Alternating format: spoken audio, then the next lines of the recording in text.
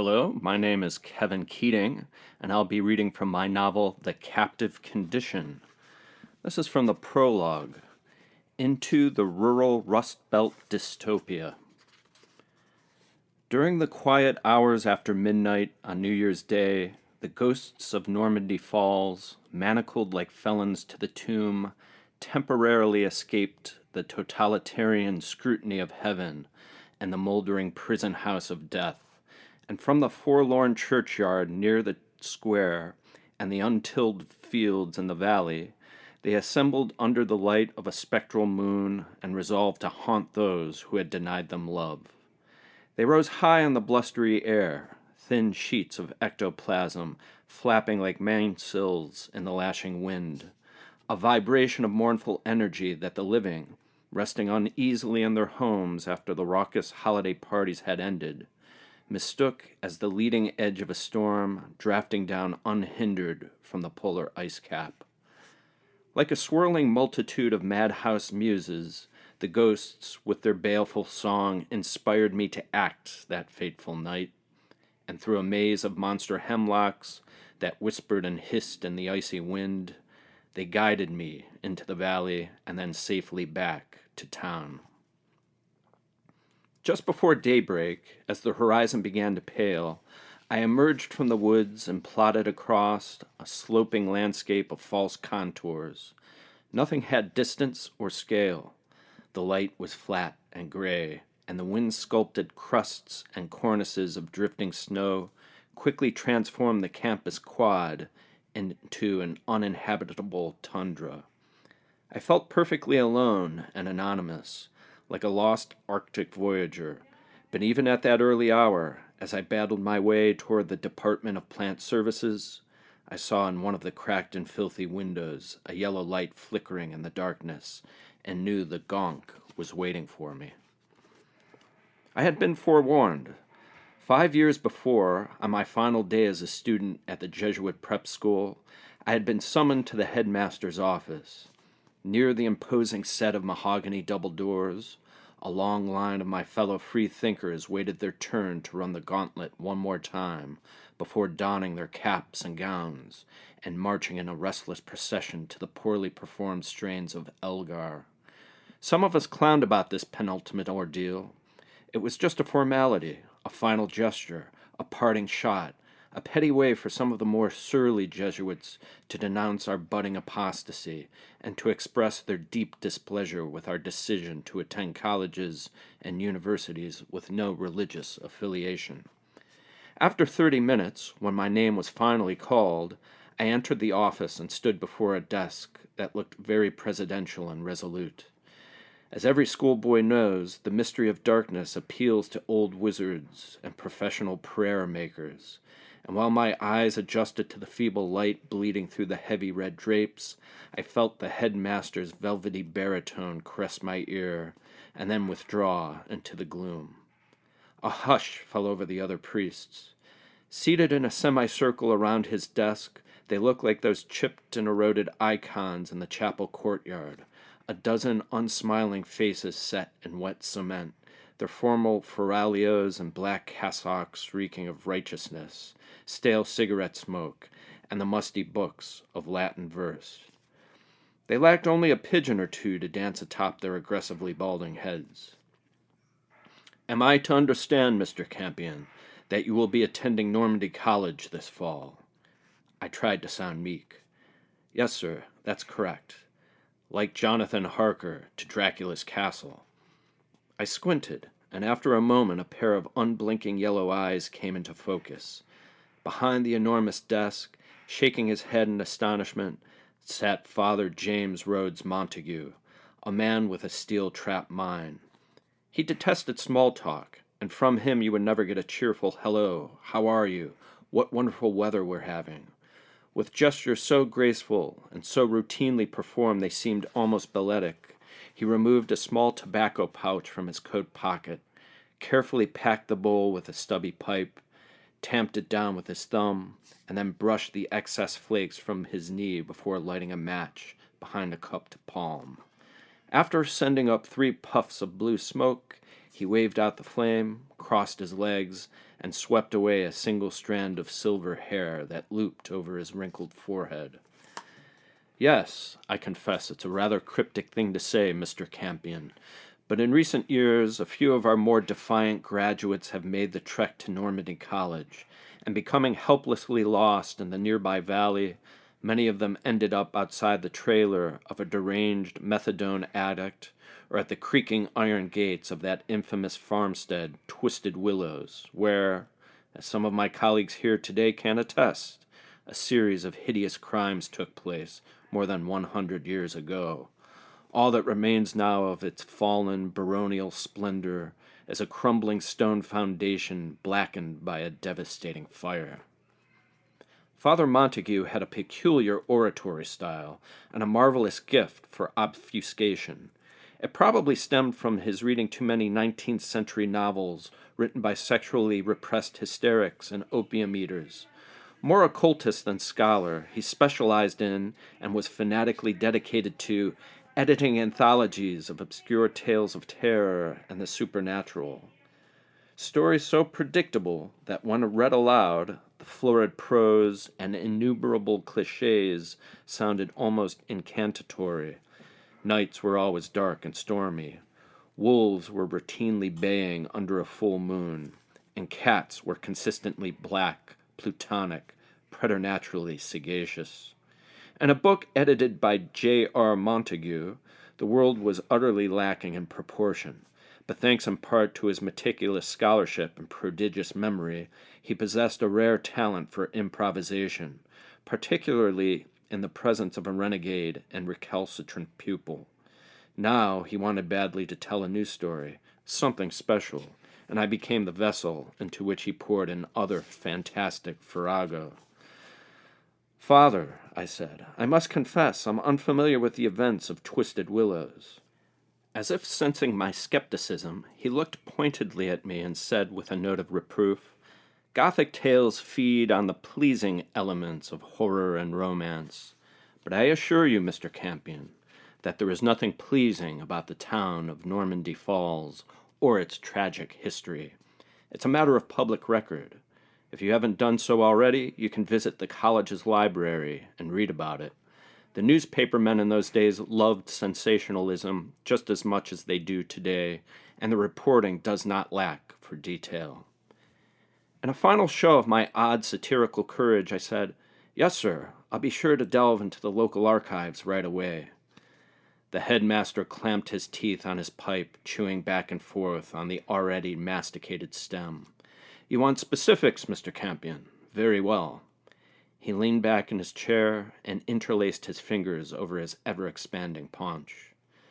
Twisted Willows was home of the college's founder, Nathaniel Wakefield, an enduring figure of myth, and an accomplished botanist, posthumously recognized, along with his near contemporary Gregor Mendel, as a pioneer in the emerging science of genetics. He was a human oddity, a remarkable freak, notorious not only for his nervous tics and his off-putting habit of holding imaginary conversations with the exotic plants in his greenhouse, but also for his more unorthodox practices. There was talk that he'd abandoned a wife in some faraway city and had come to the wilderness for the sole purpose of conducting experiments on the unsuspecting townspeople, demanding that they undergo excruciating procedures that left them hideously maimed and scarred. Silly rumors, really, but it would have been much better for all involved if there had been some truth to these garbled and exaggerated accounts. Because you see, Mr. Campion, the things that took place inside that house were far more diabolical than anything the gossip mongers could invent. Like an all-seeing Illuminati, the other priests, either in an attempt to disguise their amusement or express their genuine outrage, cleared their throats, shifted in their seats, and rapped their gnarled ash plants against the polished parquet floor. Some of them, I noticed, drank Belgian beer from frosty snifters and belched softly into palsied fists. Father Montague continued, already steeped in sin, having abandoned the power of scientific inquiry, liberated at last from the irritable necessity of reaching for facts and evidence, Dr. Wakefield fell victim to, shall we say, conjugal mania. To describe his midnight bacchanals as satanic is not an exaggeration. No, not when they involved incest, bestiality, coprophilia. Unwilling to participate any longer in these lascivious experiments, the citizens conspired to send strangers passing through town to the doctor's house, tramps and rough-neck canal workers mainly, some of whom were never seen or heard from again. Now there were whispers of necrophilia.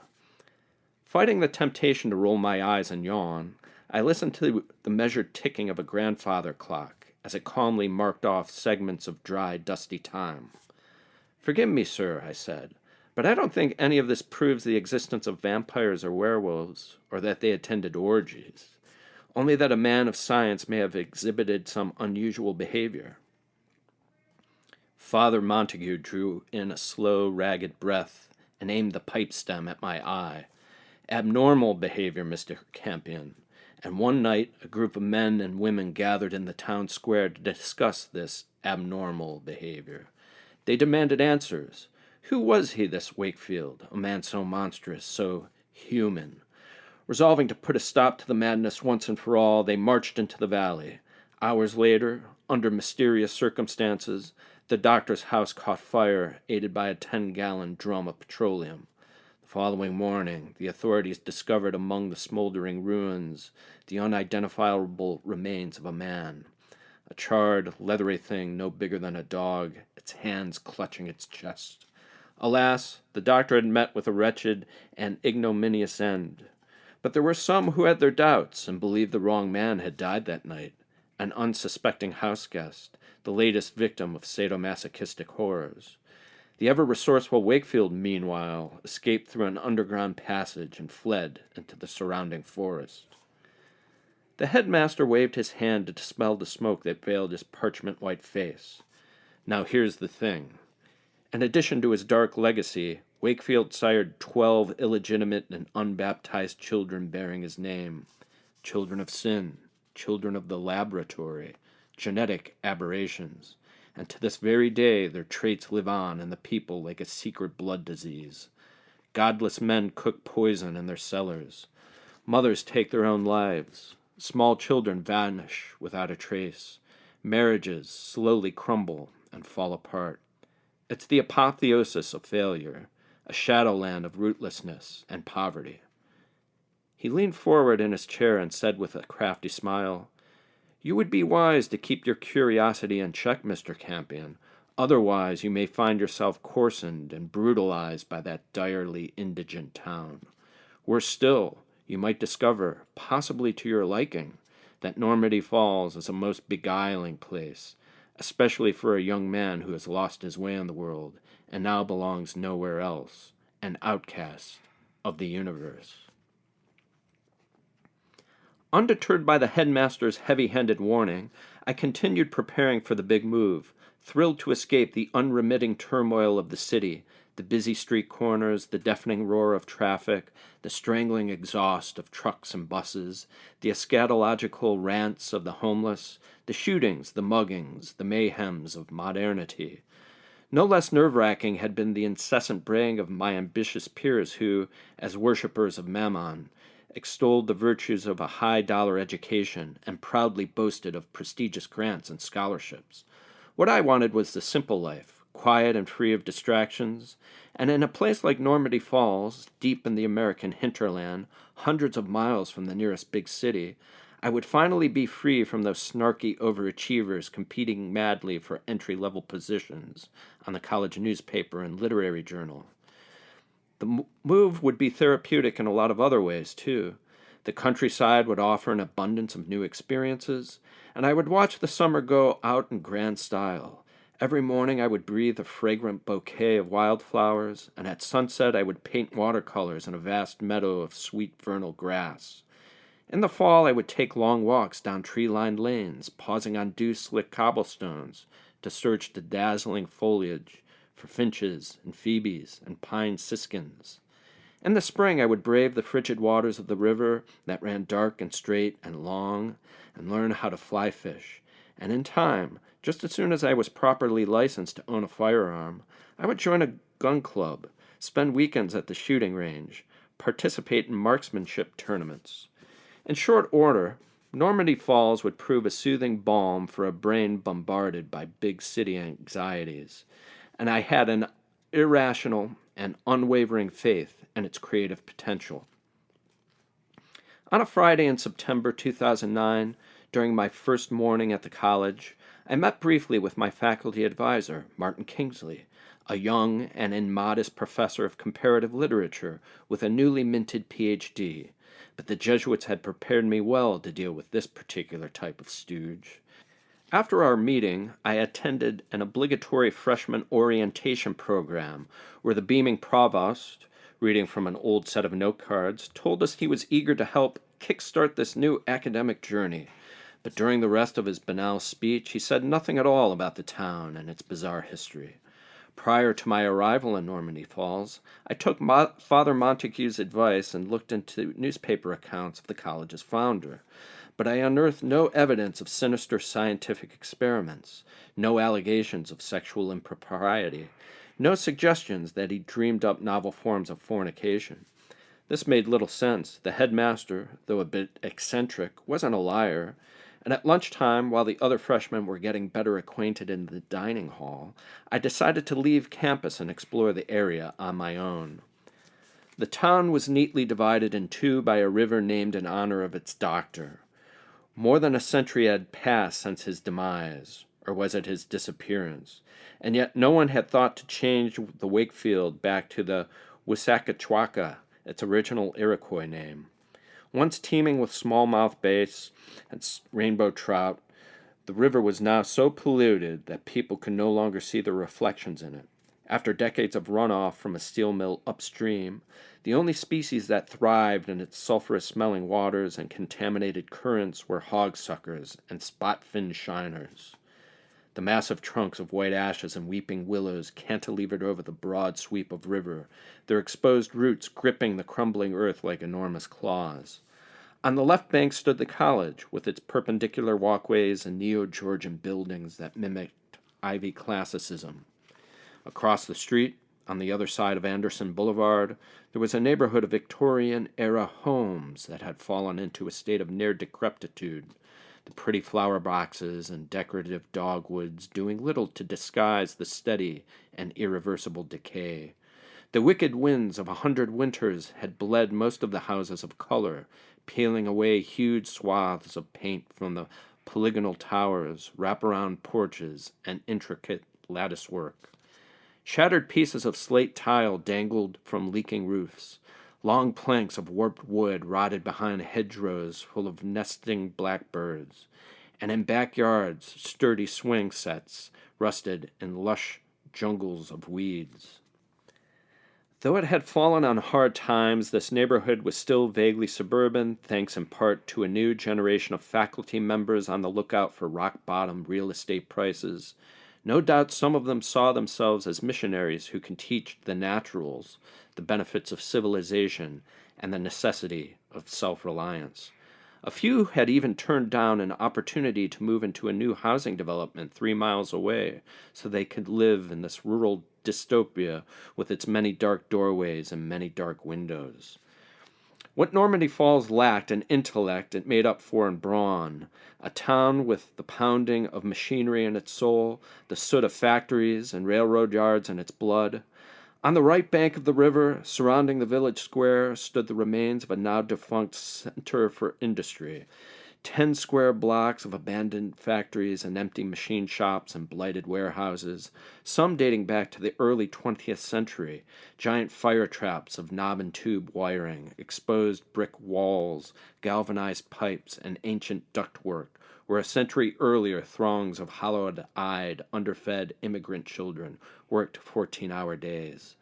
I ambled along these dingy streets and alleys, marveling at the extraordinary human propensity for uprooting trees and grasslands in favor of gravel lots and barbed wire fences.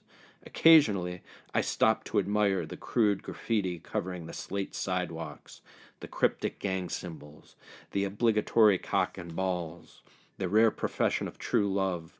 I passed a sleazy cabaret housed in an old movie palace.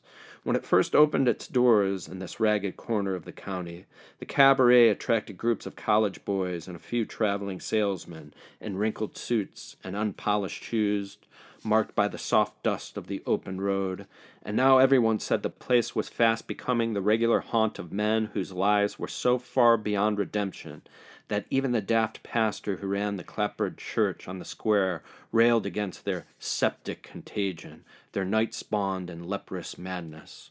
From the corner I could see the dented church steeple. It looked like a hypodermic needle pricking the white rump of the sky, its syringe filled with windy hymns and diluted sermons that failed to inoculate the town against the devastating plague of sin. Any alleviation of the symptoms proved temporary at best. In the past decades, on at least 3 separate occasions, the steeple had been struck by fiery scraps of space junk, tumbling end over end through the upper atmosphere, and now its spire was dinned and battered, its belfry punched with holes, its stately white tower scarred, blackened, burned. A sign from God, proclaimed the pastor, who'd been reduced to a state of shuddering insecurity. To the empty pews he railed, "Instead of lightning and tornadoes, the Lord has updated his signs and wonders so we can recognize that the end times are fast approaching. Soon we will be free, but free from whom? From our fellow man or from God himself? For the whole of the Bible can be summarized thusly. In the Old Testament, God kills man. In the New Testament, man kills God. Between these two ill-mannered lunatics, who do you suppose is the more hard-hearted?" Up and down the main drag, a parade of backfiring coupes and pickups interrupted these fevered sermons, poisoning the air with death metal, thrash metal, speed metal, the bass on the stereos cranked to maximum volume. From the tinted windows, rosy-cheeked frat boys and sallow-skinned townies shouted menace and insult at passers-by. They disparaged women and children. They would have defamed the pastor, too, had he dared to leave the sanctuary of his church. Every weekend, an advancing horde of raving, testosterone-crazed men invaded the Strip, prowling the town in packs of 3 and 4, looking for an old-fashioned barroom brawl, an overnight in the clink, a real shit show to boast about on Monday morning, a story they could embellish each time they told it to doubtful friends. While it was nice to see the social classes mingling, I had a hard time distinguishing between one group and another, rich from poor, high-born from hick, their faces ferocious with drugs and alcohol, their features washed away by the pale afternoon light, slashing diagonally through the cloud banks. Rather than connect these two parts of town, the great arch bridge acted as a kind of giant guillotine, separating the brain from the body. Its long deck spanned the high granite walls of a gorge where the rolling river became an impressive waterfall that dropped along several ledges of bedrock and spilled into the valley. There, the swift river forged a path through fallow fields and an old-growth forest to the tempestuous Great Lakes 10 miles to the north. Part of an ancient glacial moraine, the valley was rife with tragedy past and present, and the bridge, ever since its construction 50 years ago, had been a favorite spot for manic depressives of every stripe, for professors in tweed blazers and knit ties, for laborers in denim coveralls and steel-toed boots, for heartbroken college students, their uncorrupted souls freshly scarred by sorrow, for the destitute and depressed, the fed up, the inconsolable, the outraged. They scaled the barrier, clung to the rail, and then threw themselves off. How many regretted their decision as they plummeted through the air before hitting the canopy of hardwood trees? The drop was over 100 feet, and most people ricocheted off the sturdy limbs, snapped their necks on the ashes and oaks, dead before they even hit the smooth bedstraw and creeping buttercups that blanketed the ground. 1 or 2 landed in the middle of the river, their bodies floating like driftwood to the lake. In time, they either dissolved into fish food or were dredged up by weekend boaters weighing anchor. Those residents blessed with a more sardonic sense of humor joked that the sandbar, a half-mile offshore, had become the town's unofficial cemetery. hoping to catch a glimpse of the starveling white-tailed deer that came here to graze on the gray-headed coneflowers and white snake root growing from the rocky soil. I leaned over the concrete barrier and listened to the persistent song of falling waters. Soon, forest rangers, waiting in camouflage tree blinds, rifle barrels poking through the leaves, would begin to thin their numbers. I wondered what became of the carcasses. Usually the remains ended up in rendering plants at the edge of town. Animal fat was a key ingredient in cosmetics. Men shoveled the blubber into steel kettles, turning it into an oil reduction. Also a woman, with a quick daub of color, could transform her face into a macabre mask. Thinking of the long life ahead of me, I followed a deer path that curled against the steep shale cliffs and immense slabs of bedrock until it reached the valley floor. For the next hour, I traveled along a gravel road that unfurled through great empty mist-strangled meadows and skirted pestilential bogs, and for reasons that remain unclear to me, I felt that I had assumed a new identity, a new way of life. I was now a nameless wanderer, unknown and unclaimed, and I marveled at the immensity of the poetically weathered terrain. Above the valley walls, wheeling in slow circles across the inverted bowl of the sky, an owl searched for carrion. In the distance, poking through a haze of withered grain, a wrought iron gate creaked back and forth in a breath of cold wind. Tall and ominous and heavy, it looked like the entrance to oblivion. Someone had smashed the padlock to bits and had cut the heavy chain wrapped around its rusty bars. But as I approached along a carpet of red-brown pine needles, I grew uneasy and hesitated to pass through. The gate was set into a wall made from ragged blocks of stone that disappeared into a copse of lightning-scarred trees, and when I placed my hands on the bars I felt a tingling like sparks. I peered inside and saw a shallow stream that meandered through an untilled scrap of forsaken acreage fastened to the valley floor. The soil, a dark loam on a foundation of white marl and chalk.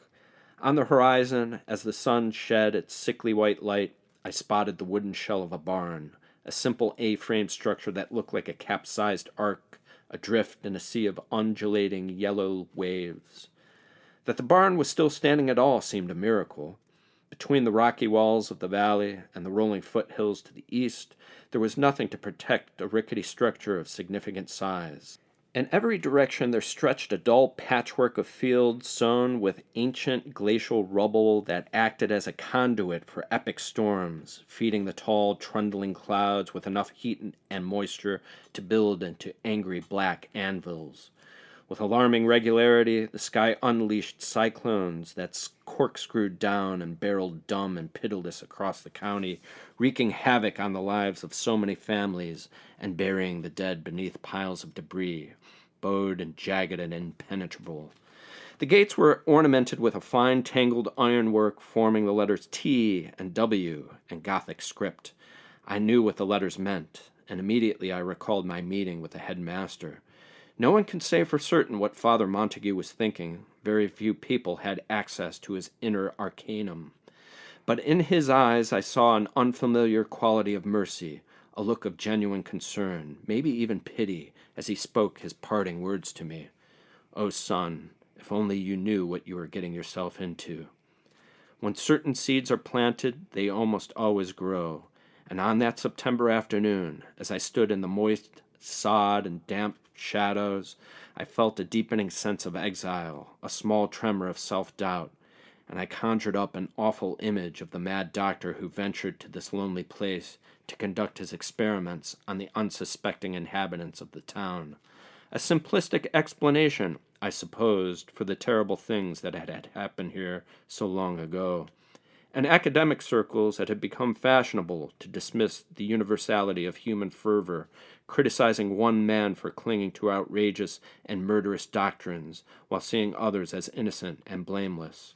But all people at some point get caught up in pure lunacy, and surely the natives of the valley, with their superstitions and totems and exaggerated oral histories, had to contend with their own manias and delusions.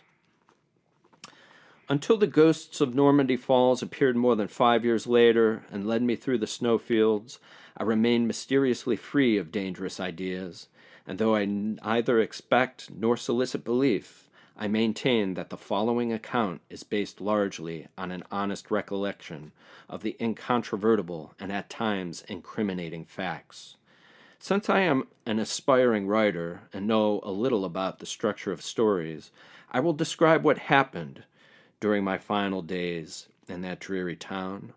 But what you must first understand is that, in order to provide this narrative with its proper context, I will need to embellish a detail or two, insert a snippet of conversation, make an educated guess as to what others were thinking, because every story is an unavoidable mixture of fact and fiction, a limited theme with unlimited variations, and this particular story, the one I will now attempt to tell, is at least in that sense no different from any other.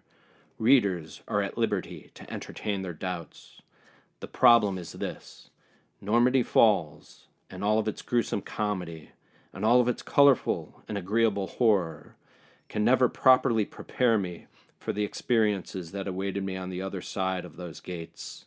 Regrettably, the best I can do is render one version of that unhappy fiasco, and I must rely on my imperfect memory, a thing that, like the Wakefield River, flows with maddening predictability in one direction only, far from its mysterious and secretive source.